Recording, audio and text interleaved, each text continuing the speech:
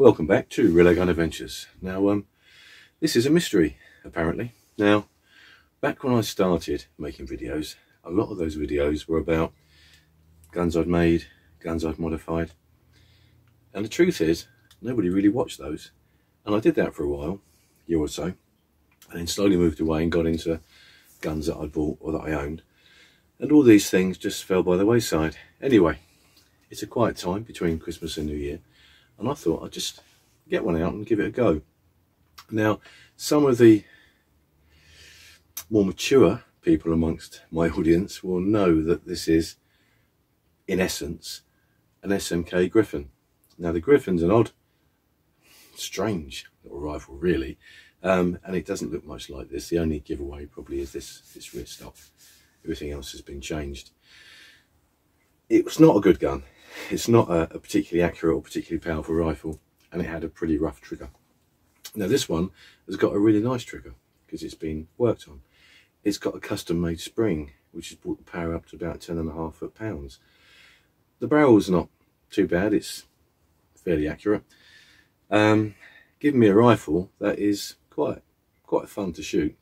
It's not the most practical of rifles, it really is just a bit of fun, and I do drag it out now and again. It's a side lever, and it's not the most refined rifle that you'll ever come across, and to be honest, it's a bit of a horrible rifle to cock as well. Oh, there you go. Now, there's no safety on it. The reason it's a bit difficult to cock is because of the upgraded spring. It does have a liner, it does have a decent piston seal on it, and so the spring is custom made by a friend of a friend who makes springs. I'm going to shoot with it quickly. Before I do, well, I can say, let's see what I've added to it. Pretty much everything. I have this with different, I've got silencers that fit this as well as muzzle finishers. It depends on what I'm doing with it, where I'm keeping it. I've got a bag it fits in with this on, not with a huge tin can silencer that I use with it. Pretty much everything on this is from my box of airsoft bits.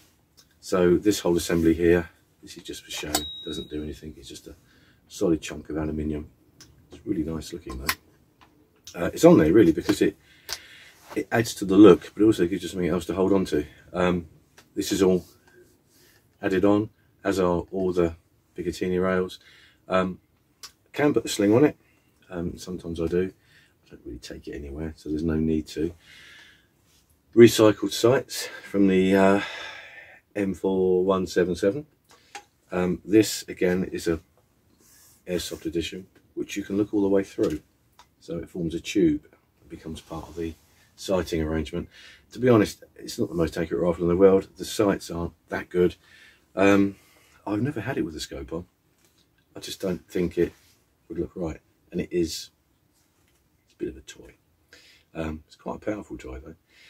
This is probably head and shoulders above, say, the Milborough average that I do own and I do like to shoot, which is slowly letting me down. We'll do an update on that in the new year. This is full power. You can shoot this from the hip. It will hit pretty much anything you point it at somewhere, and it looks good and it's just fun. It's not too heavy. It was really lightweight. Even with all these additions, it's still quite lightweight, and it comes in under 2.5 kilos. There's nothing really bad about it now. When I first got it, it wasn't new, and I got it because the person who bought it didn't think there was anything good about it and thought it was beyond redemption. And for a lot of people it would have been, but because I'm wired up wrong, I took it all apart and made something else out of it. As I say, I used to make lots of videos about these kind of things. I used to take bits apart and show you how I did it, and nobody was interested. So I stopped doing it. But I just thought, I'm sat here looking for something to film. Why not have a little look at the old Griffin? I'll shoot with it. I'll put 3 or 4 into a target, and they will hit the target somewhere. They won't hit where I'm aiming, I don't suppose, but they'll go in. Then I'll come back and round up. Right, let's go and shoot some stuff. Be right back.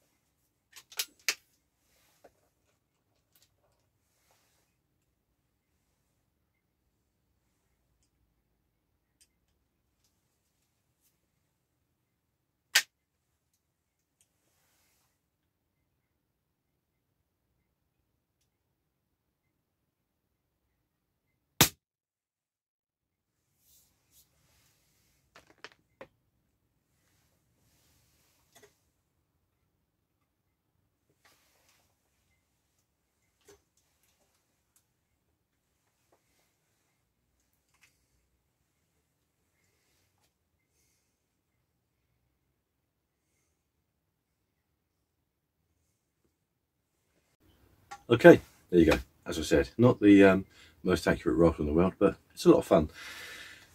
It isn't actually that badly made, or it wasn't that badly made, and the quality of the materials wasn't too bad either.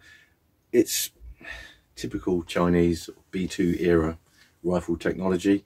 It's a little bit nicer than some of the B2s. They spelled Griffin wrong. It says Griffon on the side.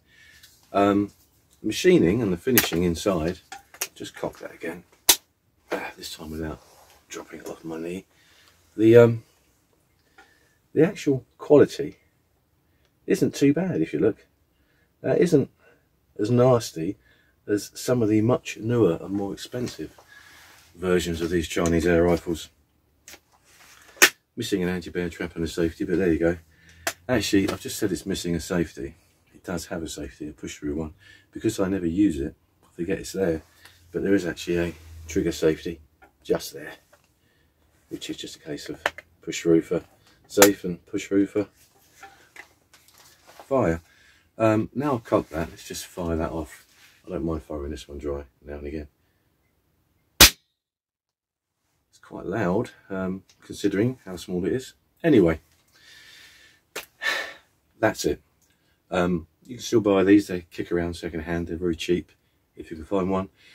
All these bits, if you were to go and buy it all, would probably cost you, I don't know, probably 100 quid or so, but it's stuff that was acquired over time, usually being sold off cheaper in sales, and I thought I'll get that and put that away, and it's all ended up on here really, and one day I'll take it all off, no doubt, and put it on something else.